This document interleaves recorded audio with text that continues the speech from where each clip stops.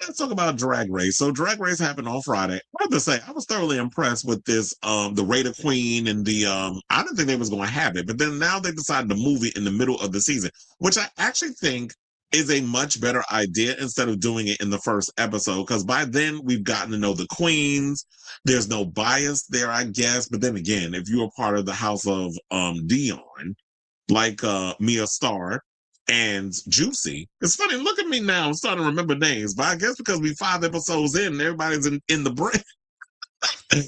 When unless you were part of the House of Dion, then there's a little bit of bias there, and then you're gonna automatically vote for your favorites to be in the top.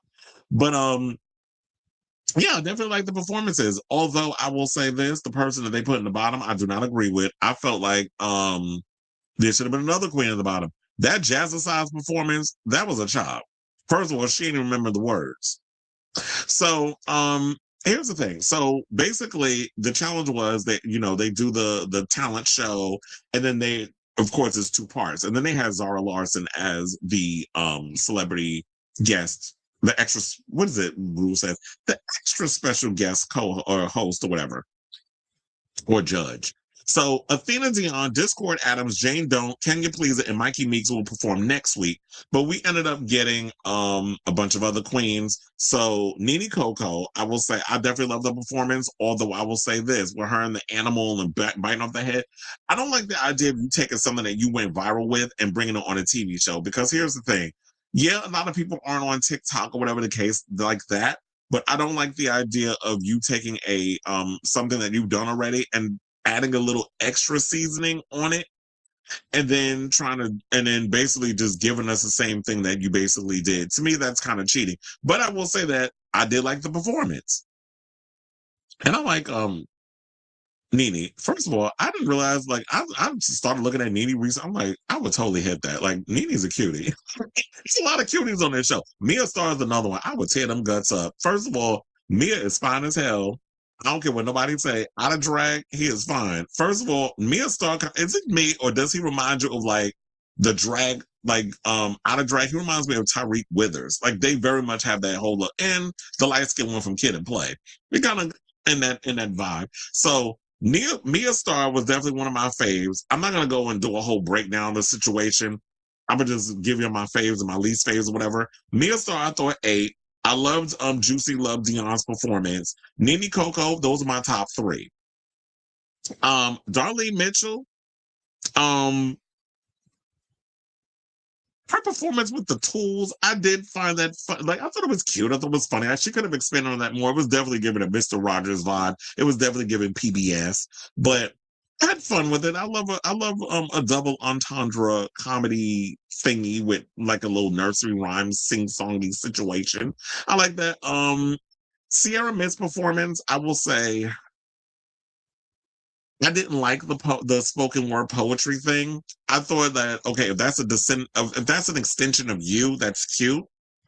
But unless you were going to be on the same level as Tatiana's, what is it? What was the same parts? If it was going to give that, then I could totally be like, okay, that was a win. But her spoken word thing didn't work for me. First of all, they struggled to with the tearaway of the outfit. She basically didn't have enough core strength to hold herself because she almost fell over. I did catch that. The tearaway, the outfits, basically, I felt like overshadowed the performance. So I could definitely see why Sierra Mist was in the bottom. But Athena. Wait, they said, oh yeah, I did like some of the runways though, I will say. Um, who was in the, cause hold on. Um, I did like Athena's runway look. Discord's dump the dress, the newspaper look, I definitely liked her look. I like Jane Doan's look.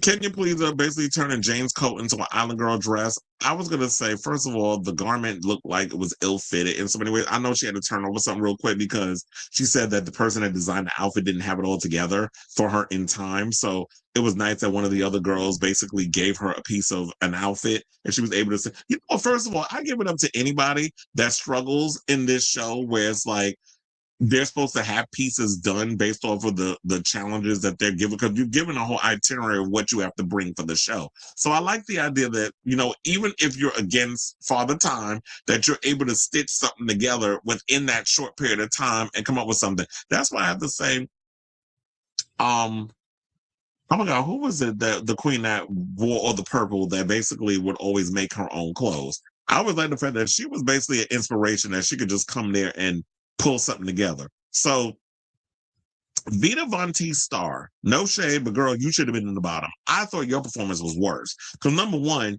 you did the jazzercise thing. You looked like you were not comfortable doing it. And then you didn't even remember your own lyrics to your song.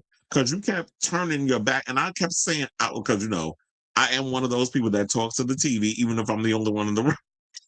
And I'm like, why is she performing to the judges? Why is she performing to the back of the stage? Why is she turning her head this way? To kind of like, you was doing all the tricks to try to hide the fact that you didn't even know the words, and they still clocked your ass over it. But if that was me, no shade. I get Sierra Mintz being in the bottom because maybe she's not that interesting enough to last on the show, but we'll see whoever she goes up against next week in that lip sync if she survives. But Vita, she was not. I just thought her performance was not good. I didn't like it at all. And like I said before, so if I was to place anybody, I would have in sixth place, since I'm gonna rate my own queens. Number 6, I will put Vita Von T Star. Number 5, I will put Sierra Miss. Number 4, I will put Darlene Mitchell. Number 3, I will put Nene Coco. Mia Star at number 2. Well, no, Juicy Love Dion. I'm sorry, I will put number 2, and then Mia Star put it number 1, because I love a ratchet choreography. That's me coming from New York. So what her doing, all that move that she was doing up in there, I was here for it. So to me, even though Juicy definitely ate, I will say that I will put Mia Star above her, and that's only because personal preference. I like that style of dance or whatever. So of course, we had our top 2 winners because nobody was going home, so I had to pick the top 2 winners of the week, and it was Juicy and it was Mia, and I wasn't mad over the fact that it was a tie because they both danced their ass off to a ratchet song, by the way, by Zara Larson. Now there's other songs I would have chosen, but I understand based off of the type of situation, I'm like, okay, this is a good song to perform to. I guess it's good for TV, but I don't know. I was kind of like having a love-hate relationship. I'm like, this is the song out of all the Zara Larson bops. This is the song y'all choose, but that's what y'all did. I guess maybe that was the cheapest song y'all can get. I don't know, but Mia Star and them titties and Juicy and her cute little outfit, they was performing down. And though, say what you want, but the Miami Girls was definitely bringing it this season. I was looking for this season. I'm looking forward to what the other girls are going to bring next week. I don't even think I even know who's going to be performing. Like, who's the extra special guest judge next week? I must have missed out on that one. It has to be. I would think it would have to be another musical performance. But overall, I had a great time with this episode. It was cute, or whatever. I was starting to worry a little bit about Drag Race. Like, oh my God, it's going to be boring, whatever the case is.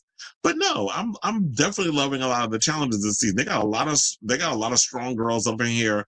The queens are definitely bringing it in regards to the talent and the performance. It shouldn't always be about throwing shade and fighting or whatever the case is. Like, I'm here for the challenges, and I'm definitely here for this thing, and I love Ray the Queen. And that's the tea. So I say all this to say, what do you guys think of this? Or I was hoping I could do that tongue pop. I was hoping the time I was about to do it, I was like, please let me stick the landing with that. And so I say all this to say, what do you guys think of this story? Did you like the episode? What did you think of Ray the Queen? Who would you have rated on your own version of Ray the Queen? Because that'd be a fun game to play. Put it in the list. I definitely want to hear what y'all got to say in regards to who y'all would have rated from 6th place onto the top and that sort of thing if you were up there doing your own little Ray the Queen situation. So I definitely want to hear from y'all. Let me know what your thoughts on this story in the comments down below.